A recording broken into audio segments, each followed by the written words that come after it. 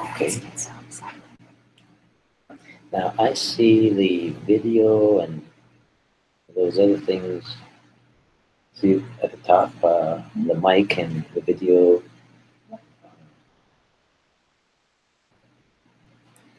Do I need to do anything? We're good. You can hear me? All right. Well, hello, everyone. I'm Mansur Javidan, and thank you very much for joining us. I have Erica Balin and Yashwan Neti, my colleagues from Thunderbird and Arizona State University in this meeting. And the purpose of this meeting is to answer any questions you might have, help you with anything, any aspect of the course that you have started on.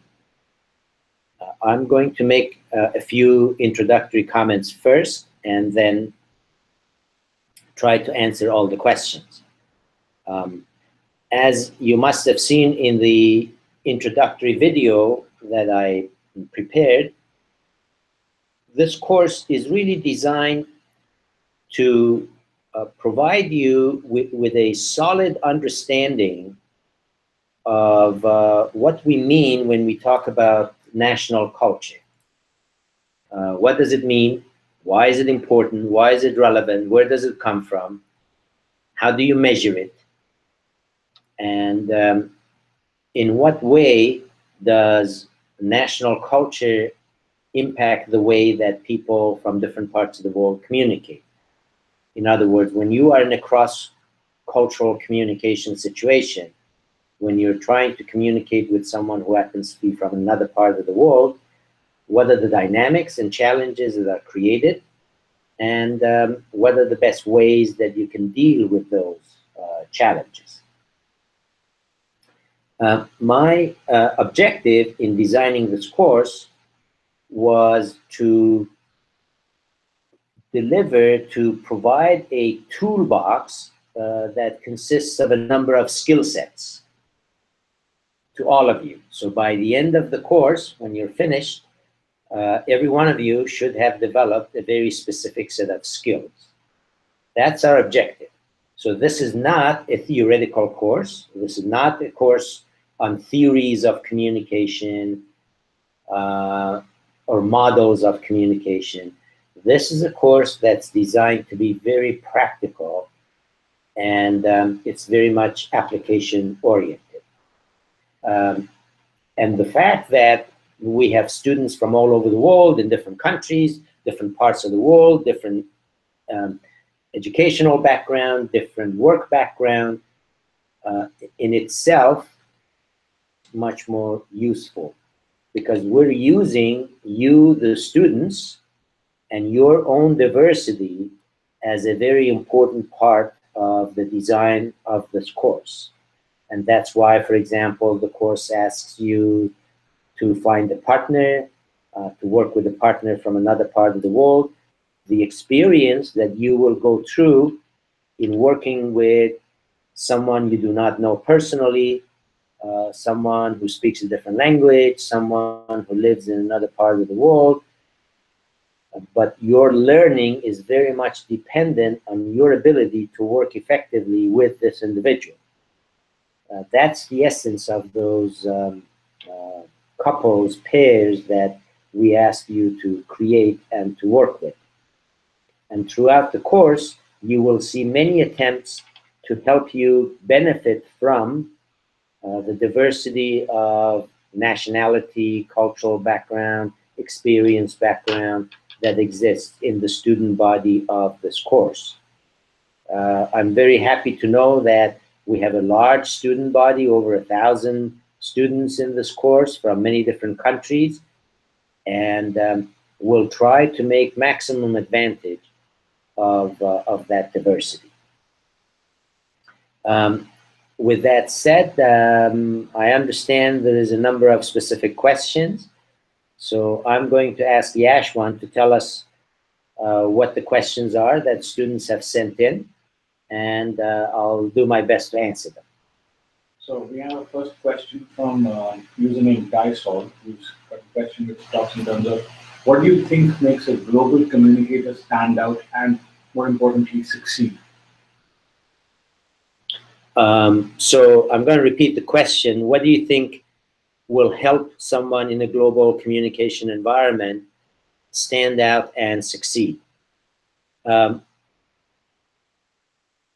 most important part of effective cross-cultural communication is the ability to understand the cultural lens, the way that someone from another part of the world interprets, reacts to the reality, to the world that they're facing. If I can understand the cultural lens or the way that someone else sees the world, that is a big step in helping me, first of all, develop an understanding rather than make a judgment. Second, it gives me some opportunities in terms of what specific actions do I need to take to adjust and adapt to the fact that this person that I'm trying to communicate with is different from me. So understanding the cultural lens, having some specific skills in cross-cultural communication, and that's why you're taking this course, because those skills are going to be provided to you. But third is personal flexibility. Some individuals naturally are more flexible, more open-minded, more willing to change than others. In a global environment, that flexibility can be a major asset to you, because you may have all the skills, you may have all the knowledge, but if you're emotionally not interested in adjusting, it'll be very difficult. And throughout the course, you will learn what exactly I mean by flexibility, emotions, and how to use it. So understanding of cultural differences, skills in knowing how to behave, how to communicate when you're dealing with people from other parts of the world, and individual flexibility. Those are the three major requirements for success. We have the next question from Natalie, who's from Netherlands. She says that, what is your view on online communication platforms such as Twitter, YouTube, and other social media, since they're global by nature, and does this make interaction on these platforms more global, or there are some cultural differences or nuances which kind of hidden underneath? Yeah, this is a very interesting question and a very relevant question. As Natalie mentions, these technological platforms like YouTube and Facebook, Twitter, etc., are fantastic tools for encouraging and enabling cross-cultural communication. So they can be used very effectively for that purpose of connecting to people from so many parts of the world in a way that would not have been possible without the technology. So the technology is a major enabler of bringing people together.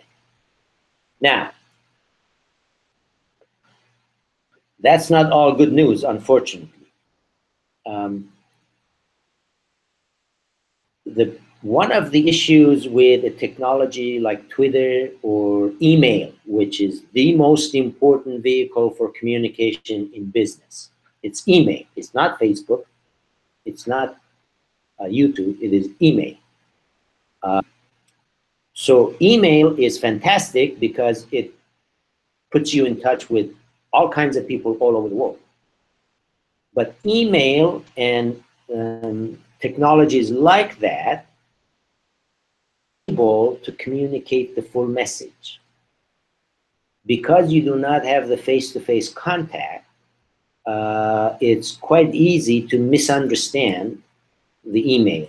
It's quite easy to send an email that can be interpreted as unpleasant or unacceptable to someone from another part of the world. So email and technologies like that can be very helpful in connecting and building connections. But you need to be very careful how you communicate and what you communicate. In writing messages, for example, in different parts of the world has different protocols. And you need to be aware of that, and you need to make sure you understand and you adjust accordingly.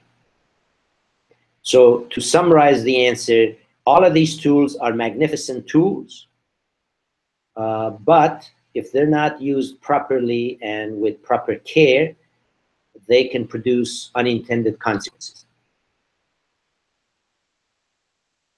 Do we have any other questions? Yes. We have a question right now from one of the viewers who's saying that, the name is Abby, and the question is, how do you use hand gestures more effectively when communicating? I guess it's in terms of body language and in cross-cultural communication context. For Abby to tell us what part they're from.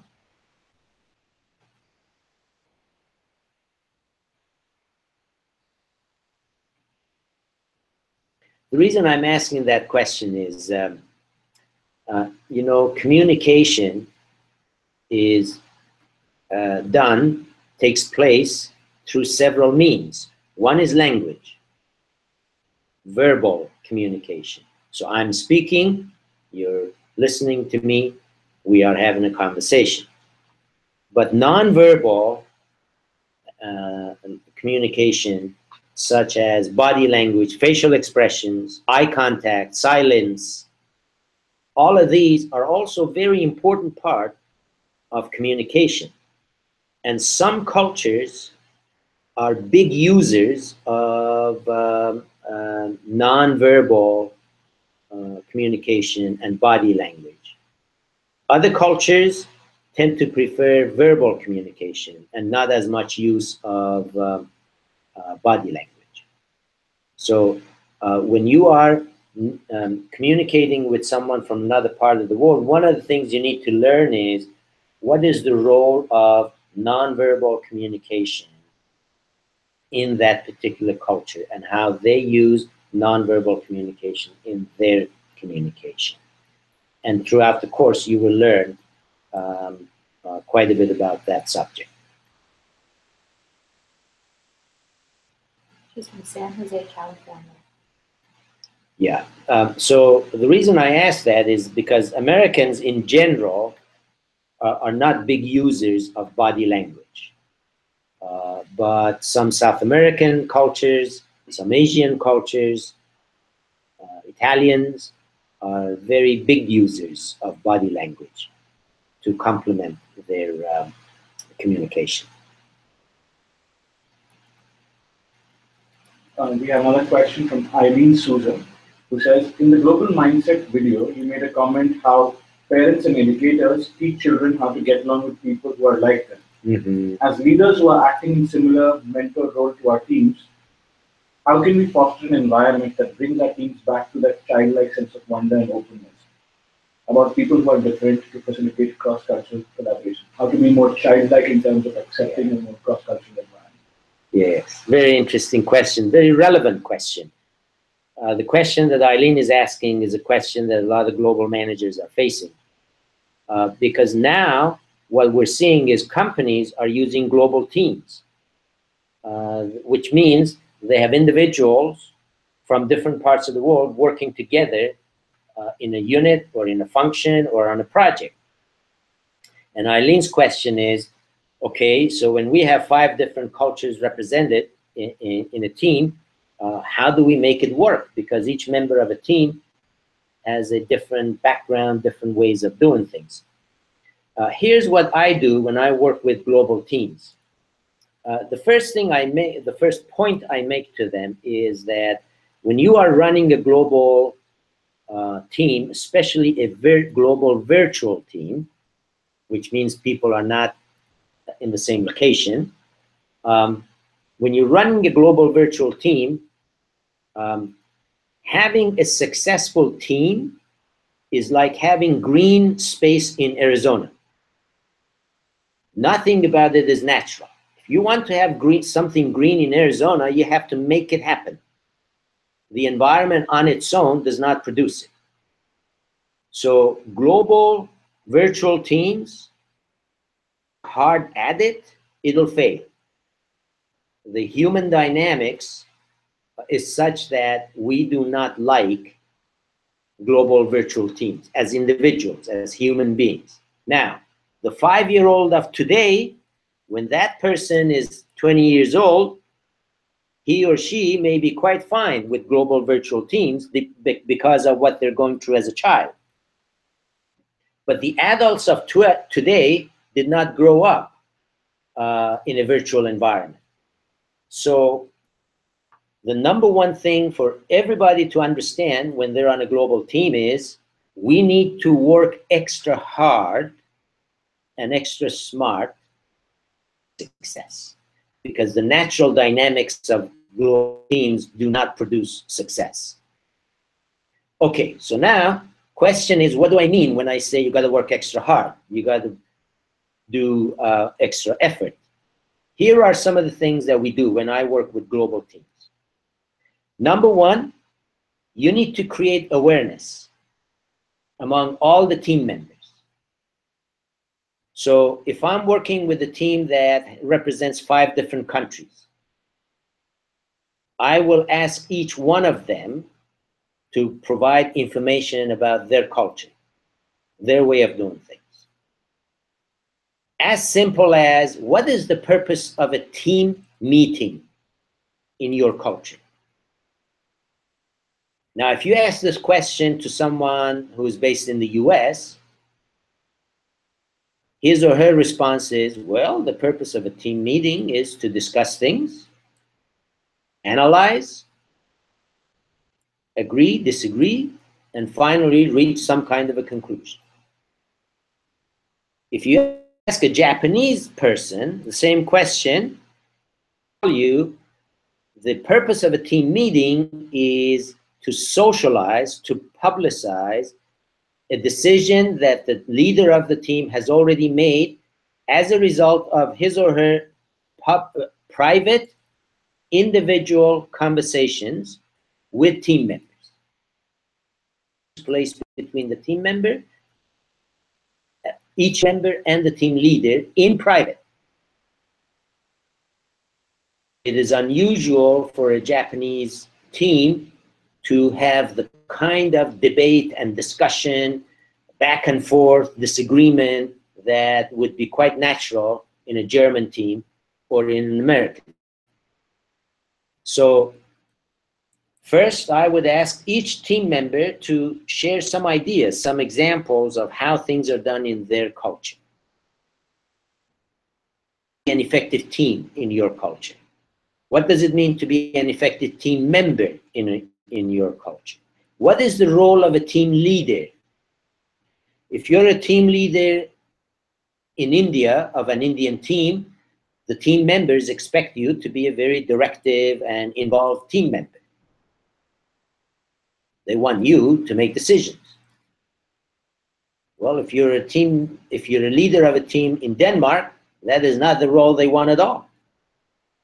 They want you to be just like everybody else.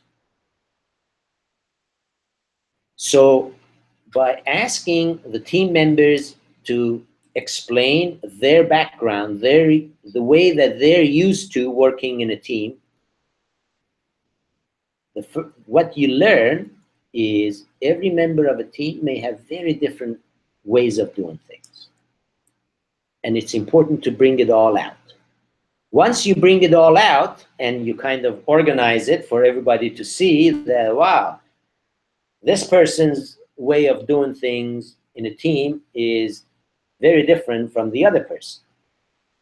Then the second step is to have a conversation about, okay, now that we understand we are all different, and we all have different ways of doing things. The best way for us to work. Develop our own protocol.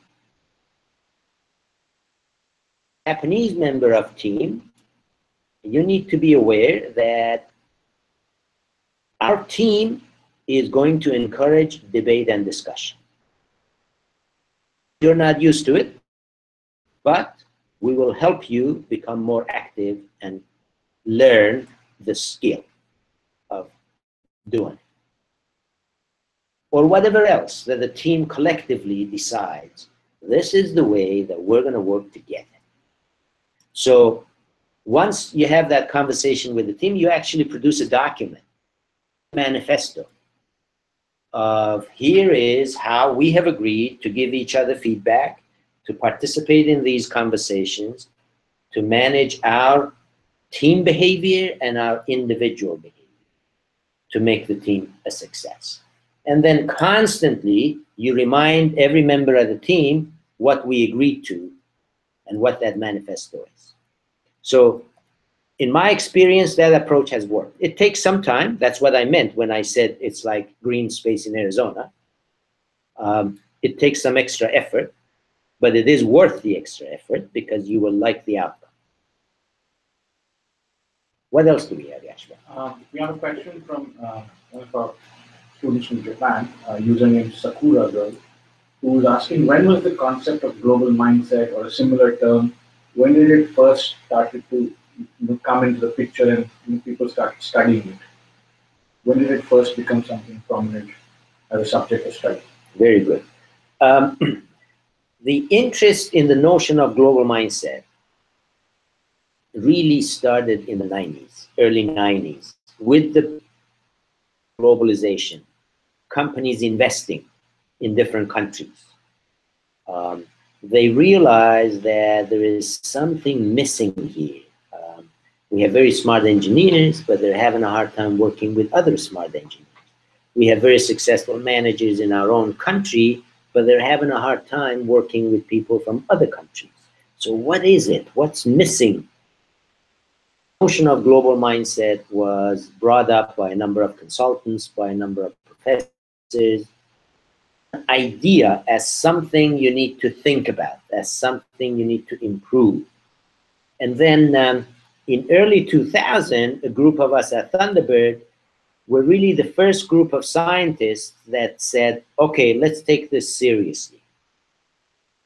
A definition, let's do scientific research, and let's understand what exactly is global mindset, what are the ingredients of this thing that we call global mindset, and then let's go and measure it. Because once we're able to measure it, offer ideas on how to improve it. So that's the history. It's a very recent phenomenon. Then we have another question from Anna. Anna's actually Ukrainian, but right now based out of Germany, and she's married to a French person. All right. Question. She's got a 2-3 questions, and she understands that some of them might be answered as she proceeds through the course. Mm-hmm. So at a high level, the question she's asking about is how to deal with people who are not open to you being consider themselves to be better than others.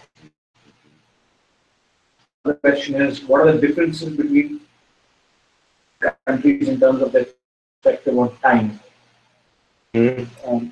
Yeah. And her question one, I think, is specific to her work environment, where she says that she works with approximately 65 different SPOs countries, and every time they reach the attendance, only 10 or 12 people show up. It becomes like, to make sure that at least 30 to 35 people come to a call day. Such large level coordination. So one is in terms of how to deal with people who are not open to you being from another country, people's sense of time across cultures, and how to get big teams across geographies and across cultures to come together for calls, conferences, or meetings. I'm going to start with the last question. If I understood the question, there's a group of 60, 65 individuals involved in a project, which is, by the way, a very large number. And these people, I assume, are from different countries. So they represent a large number of countries. And every time there's a meeting, a small number of these people participate. So let's take an analytical view of this problem.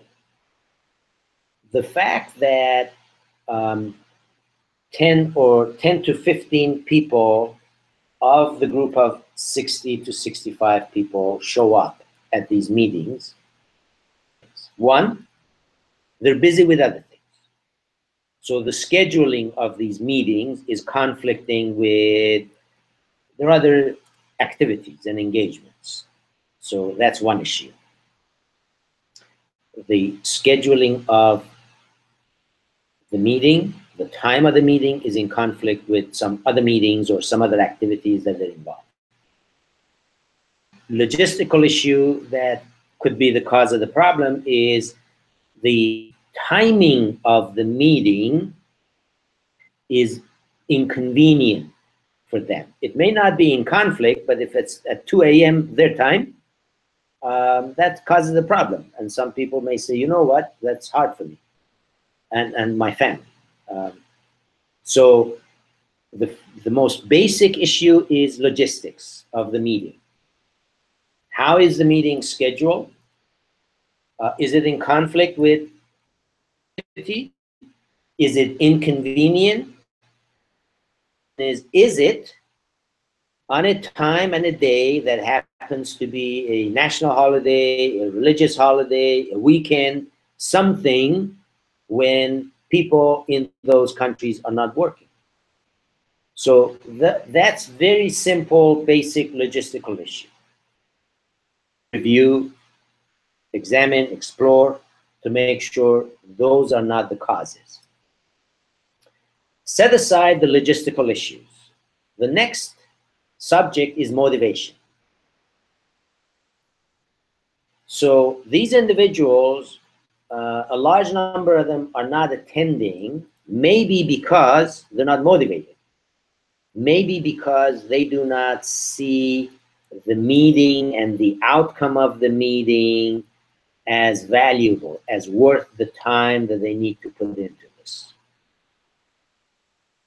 So, question becomes, well, why is that? To make sure that the meeting is relevant to them.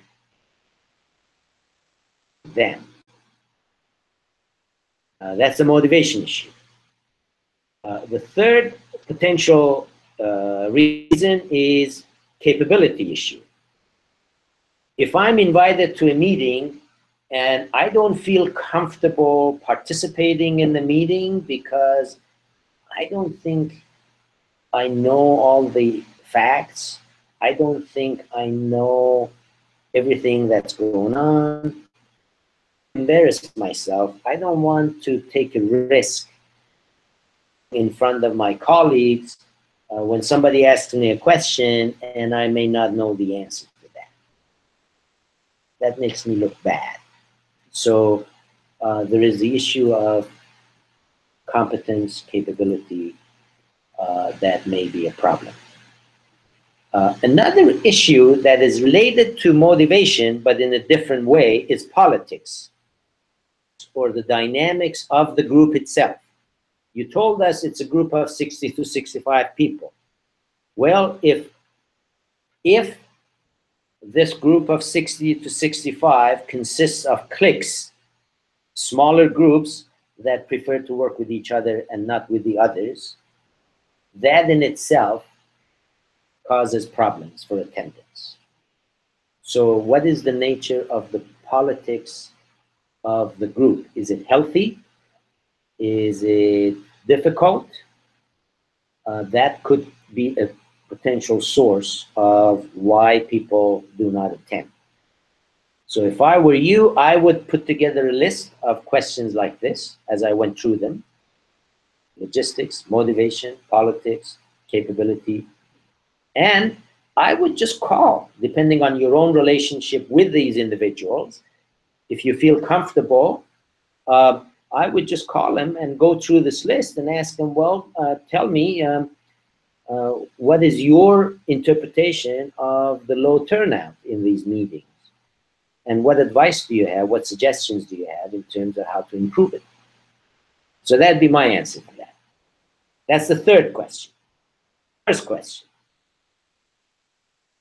First, I happen to be in an environment with a group of people, and I'm living with a group of people who implicitly or explicitly look down at me. They think that I'm not as good as they are. That could be driven by one or both of two reasons. One is that you're not as capable as they are, that you're not as hardworking as they are. In other words, all about task.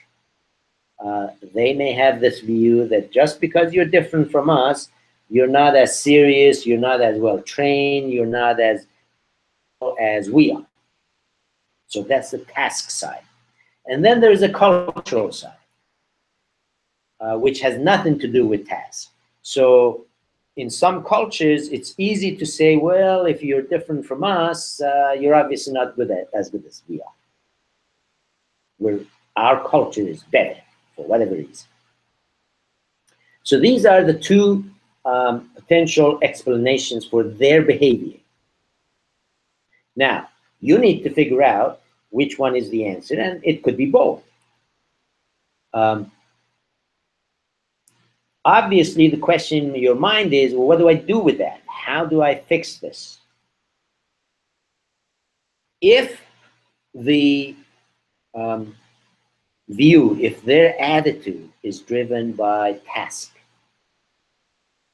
if their idea is that, oh, you're not as hardworking, you're not as productive as we are, etc., then the solution to that is for you to work extra hard to exceed their expectations. See, the only way they will change that attitude is by receiving good experience with you over a period of time. Not just 1 week, not just 2 weeks, it'll take time. You are able to produce consistently high quality, exceeding expectations results over a period of time, that issue will be resolved. Now, the other one is the cultural side. If you believe that the reason they look down on you compared to themselves, thinking that you're not as good as they are, and the reason is cultural, then the best way for you to deal with that is to spend time understanding how they do things in their own culture. How do they build trust in their culture? How do they build relationships in their culture? And try to adopt a number of those activities. Try to behave in ways that are close to them, that are similar, familiar to them, to show them that you can behave the same way that they can. Again, it takes time. In fact, this one is going to take more time than the first one, but that is the only way. There is no other way. For you to build the credibility from a cultural side is to show that you can think the same way they are, you can behave the same way they do, act in many ways that are very similar to them. Now, two things to keep in mind. One, this will take time. Two, that attitude is not likely to disappear 100%. So you can take steps to reduce that attitude, but whether or not you will be able to eliminate it, I'm doubtful. Yashwan, what was the second question? The second question is about differences between countries in terms of their perspective of time. Some people from some countries, Anna says, think that too late is still on time. Yes. Actually, that's why I selected this question as number 3, because you will learn a lot about that throughout the course. Time orientation is quite different. In some cultures, time is viewed as very fluid, which means if I tell you I'll be there at 10 or I'll meet with you at 10, sometime between 10 and 11. And I know that you understand that. So if I'm there at 10:45, you're okay with it. In some cultures, such as the Germanic culture, if I tell you I'm going to see you at 10, I'll be there at 9:55 or 9:50, because it's very important to me to be on time. So throughout the course, you will learn the different orientations toward time and what it means in terms of the behavior of the members of the culture. And I vouch for that because there are quite a few cases and interesting examples which you'll go through in the course, which give you how people perceive time in terms of it being fixed or fluid, and will give you an interesting way to kind of figure out how to understand what kind of people you're dealing with in this context. Yes. Professor, we have another question from Abby. I believe this is somewhat related to what Anna had asked before. Do you believe that there is still bias with women in the work environment, especially in the corporate world? And how can she overcome this in the corporate world or in a cross-cultural corporate environment? And Abby, I think, lives in California. That's correct. Well, there is a very strong research support, evidence, for the notion of unconscious bias. And I would recommend that Abby, you and others who may be interested in the subject, just Google these 2 words, unconscious bias. And the professor behind this notion is a professor at Harvard Business School. And her point is that in many cases, people are biased against women, not because they do it in a conscious way, not because they know that they are biased, but because it's implicit in their thinking. For example, a manager may say, well, my female employee, she has kids, she needs to take care of them, so I really shouldn't push her to work weekends.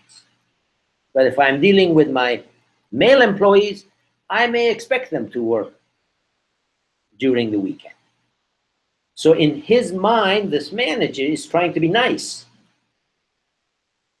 but he is really disclosing his bias, his unconscious bias towards women, restrictions and constraints compared to men.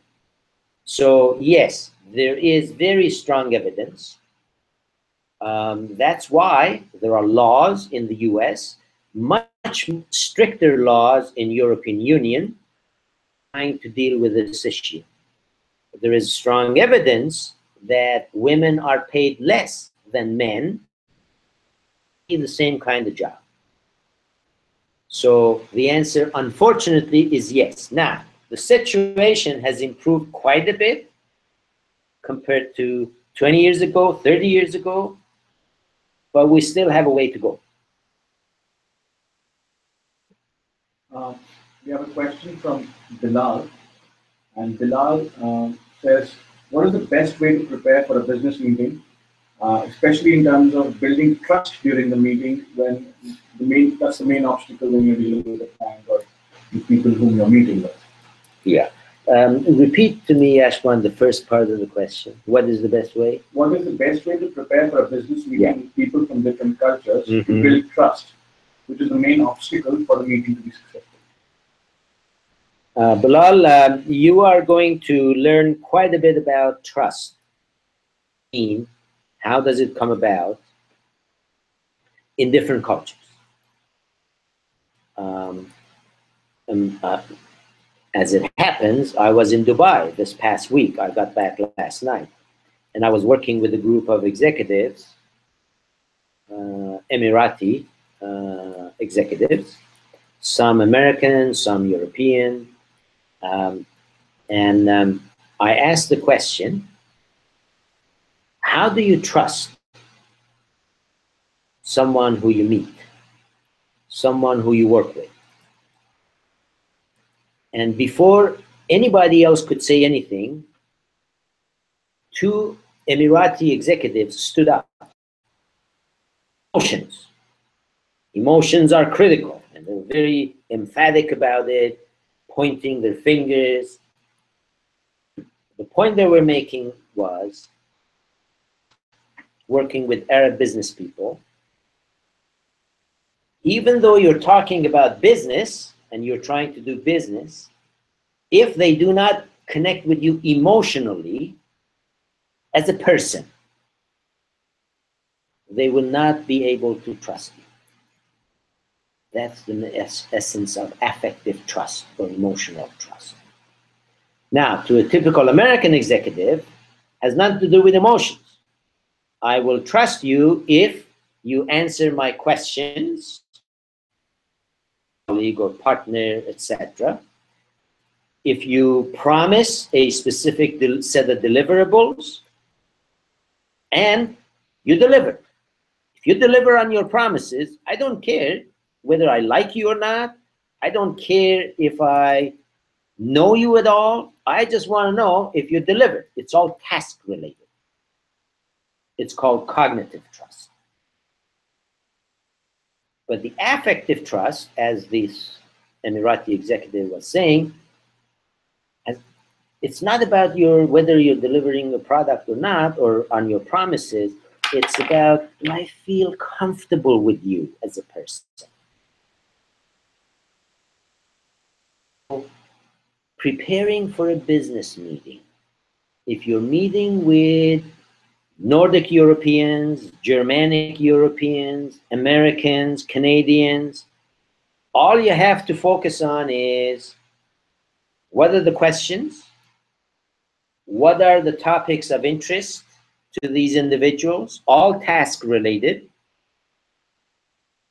What is the most efficient way to answer those questions? Efficient way. Because to an American executive, if I ask you a question and you spend 3 minutes covering a whole bunch of stuff that in my mind is not directly related to my question, you're wasting my time. Preparing for a meeting with these types of cultures, all you have to do is focus all your energy on the task. All cognitive. But if you're preparing for a meeting with a group of Middle Easterners, South Americans,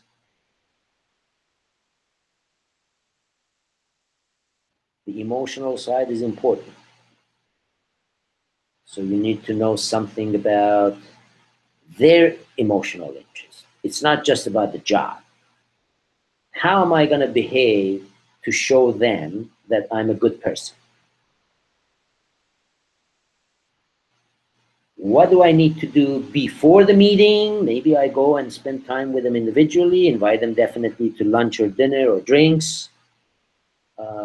Give them a chance to know me as a person. I want to give them something, tell them something about my family, my background, my life experience. During the meeting, they may have questions about that.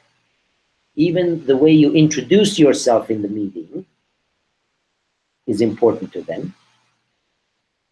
And what's going to happen after the meeting is all the emotional side for them. So the answer to your question is, who's your audience? What cultures do they represent? And in what is their interest? Americans' view of trust is, you promise, you deliver. Middle Eastern, definition of trust is, do I like you as a person? Do I want to spend time with you as a person? Then if the answer is no, I really don't care about your product or what your promises are. If the answer is yes, then we'll spend some time, we'll socialize, we get to know each other, I feel comfortable that I can trust you as a person, we have things in common to talk about, and then we talk about business later. So, as you can see, very different approaches. Any other questions, Yashwan? Yes, we have one question. This is the last one from the discussion board. The question is from Deborah. Deborah is based out of Arizona, and she works with a German software and technology company, but her hours are aligned with Asia and Europe. So she's based out of the US, working with a European company, but working with teams in Europe and Asia. The question is, this is regarding the Global Mindset Survey, and she was asking if you'd be able to share your perspectives of the general changes in the survey responses in the past 5 to 10 years. As an audience, are we more similar to audiences when the Global Mindset Survey was first launched? Or over a period of time, are the results of the survey changing? And is it change occurring around us as communicators? What should we know to be more effective? Well, the quick answer to your question about the responses to global mindset surveys, as of today, we have over 34,000 individuals who have completed the survey in many different countries. And what we've noticed is that there is no real change in the average scores of people who complete the questionnaires in different time frames. So if I were to show you the average score for the group that completed the survey in 2013 versus 2010 versus 2007, we don't see much of a difference. Where we see the difference is in demographics.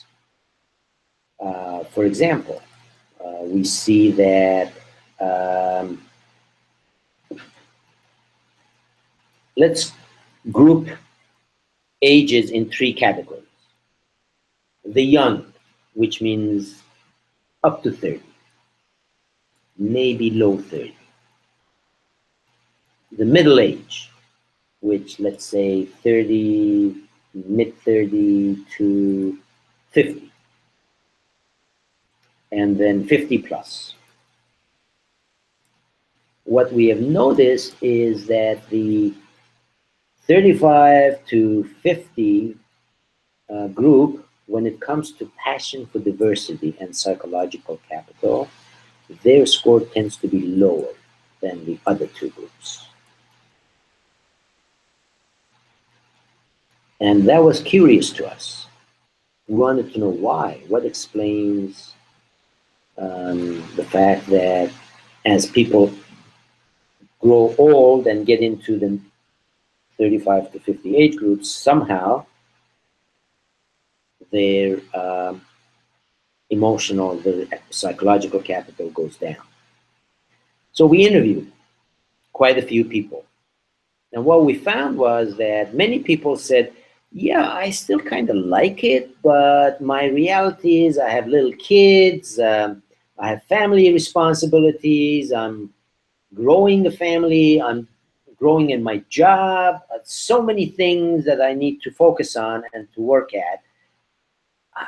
The idea of excitement about international stuff and all of that takes a lower priority, simply because I have more urgent priority. So age, clear difference. We have also noticed that there are differences between the responses of people in different levels in organizations.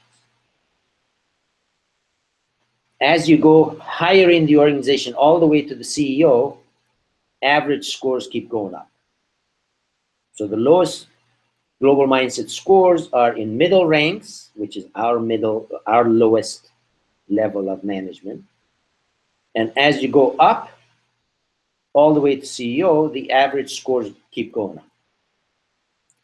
And the explanation for that is, well, experience. These people are more exposed, more responsible for bigger roles, bigger responsibilities, more complex questions that they have to deal with. So they become a better at it. So they get experience and exposure.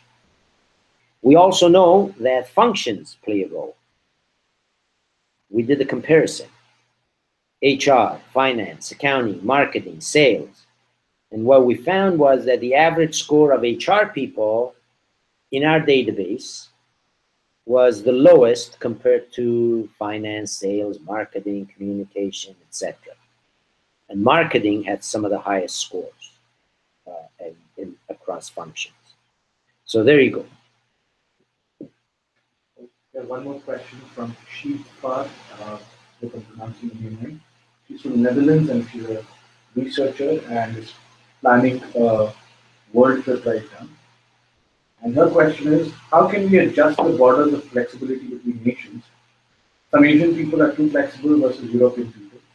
Sometimes this makes one European person more dominant in expressing his or her wishes in comparison to the Asian person. How to maintain a balance when it comes to a situation like this? And how do you deal with such situations?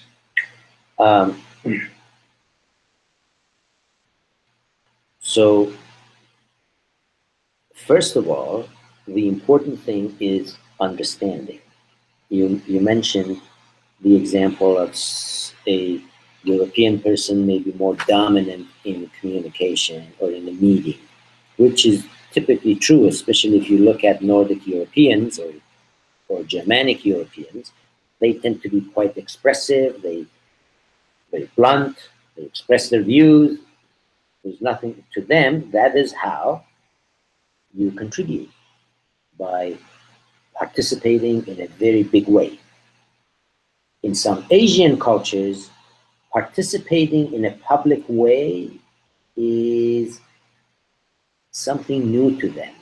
That's not what they learned in elementary school. That's not what they learned from their parents, their high school. So the idea of expressing yourself in public is not something that exists in their cultural lens. So when you have a German, and a typical German and a typical Malaysian in the same room, notice that the Malaysian tends to be much more quiet. It doesn't mean the Malaysian is less smart or the Malaysian is less knowledgeable. It's just that that's their behavior. They're more comfortable that way. The same way that the European is more comfortable the way they are. Now, so you need to understand that these are the cultural ways of doing things, and you will learn a lot about this throughout this course. But your question was, well, how do I deal with this, and how do I manage it? Once you have the understanding, the next step is your own flexibility and your own agility. Your own ability to understand that when I'm dealing with a German manager, his or her expectation is that I'm going to be as strong, as determined about my views as he or she is, and we are going to have a serious conversation, and we're going to make some decisions. Nobody is going to take anything personal. So you adjust your behavior that way. And then when you're dealing with the Malaysian, you need to remind yourself that if you behave that way, you will be interpreted as a rude, insensitive person. So you need to adjust. So in one of the articles that I wrote on this topic, I made the point that if your role requires you to interact with people from multiple cultures, or requires you to travel to multiple cultures, think of yourself as an actor on a stage. If you're in Germany, that's your stage, and you need a script about what is the best way of communicating with Germans. If you're in Thailand, Your stage is Thailand, you are the actor, and the script is, here are the things you can do, you should do, and not do when you're dealing in Thailand and with the Thai. So think of it that way. And you can see it's not easy. But that is the challenge. In a global environment, across multiple cultures, you need to have that ability of creating your scripts and applying it in different situations. As an actor, exactly the same way that an actor plays in a funny movie one day, plays in a crime movie another day, plays in a very dark movie another day. The actor is the actor, but he or she receives scripts that can be quite different. And you, being a manager in a global environment, need to act exactly that way. Now, in this course, you're going to learn many scripts, the scripts that work in different cultures. And that will be helpful to you as you move through the course. To add to that, as the professor mentioned, in the course you will read many scripts on the types of communication, the styles of communication, direct versus indirect. And at the end of the day, when you understand the constructs of the communication styles, depending on the situation where you're in, you can take a conscious call or a judgment call and accordingly tailor your way of expressing. So that kind of does help in terms of understanding how people, when they're trying to talk about something, if they are flexible because of the way they talk, or if they're actually flexible in terms of the way they think. Because if you assume that someone from Asia, their style of communication is indirect, so they might not say or express what they want or what they need directly. They might use clues here and there, and that need not necessarily be construed as something about them being flexible or open to, being persuaded or open to kind of, being dominated, as what you suggested. Yeah. So the course does provide you with such concepts which can help you in situations. By the way, Yashwan is graduating from our master's program at Thunderbird in December. Yeah. And I'm sure he has had fun. We've had fun in the program, and the best part about the Thunderbird program is that whatever you kind of read in the courses about cultures, about how businesses are conducted, we kind of do get hands-on experience in, being in that environment. Because in my batch right now, in my cohort, I have students from 35 different countries. So when I'm working on a group project, it's everything which you see in the course in a business environment on campus. Yeah. Very good. Well, I see it's end of the hour. Do we have any other one more question? Okay. Question all right. Again. The question is, while there is adequate passion for diversity and enough quest for adventure, how to improve the self-assurance part of a person in a cross-cultural environment? How do you be confident about yourself? So there are a number of, by the way, let me start by saying that self-assurance is one of the hardest parts of global mindset. As you have seen in my videos, there are parts of global mindset that are easier to develop, there are parts that are harder to develop, and self-assurance is one of them. But having said that, there are still many things you can do. And I'm going to give you some very, hopefully, simple suggestions. My first suggestion is, do you know anyone among your friends, among your colleagues, your supervisor, anyone in your circle who you consider a person who has strong self-assurance? If you identify one or more people like that, spend time with them. Ask them questions about what about their life, what about their background has developed that self-assurance. So you can learn a lot by listening to people who are very strong on self-assurance. Now, in addition to that, it's important for you to keep in mind that self-assurance is specific to areas. For example, in this particular course, we're talking about self-assurance as a global leader. I may have self-assurance that I will succeed as a global leader, but that doesn't mean I'm going to be a good engineer or a good accountant. So when we talk about self-assurance, we're talking about in the context that you are involved in, the job, the role. So the other recommendation I have for you in self-assurance is the more you can improve your performance and receive positive feedback,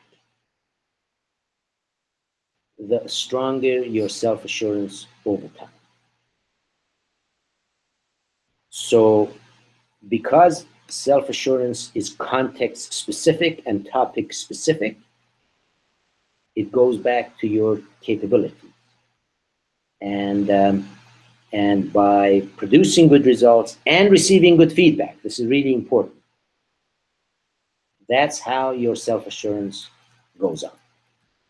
And one last thing I would add is if you're interested in this subject, I would recommend that you read some articles or some books on the subject of self-efficacy. Just Google self-efficacy, and there is some very important articles written on this topic. There is two types of literature on self-assurance. There is the academic literature, which is focused on self-efficacy, and there is the more popular literature that speakers, motivational speakers, talk about. What they try to do is they try to take the same scientific information and turn it into a simple language that's understandable for everyone. Depending on what your preference is, you can go to either source.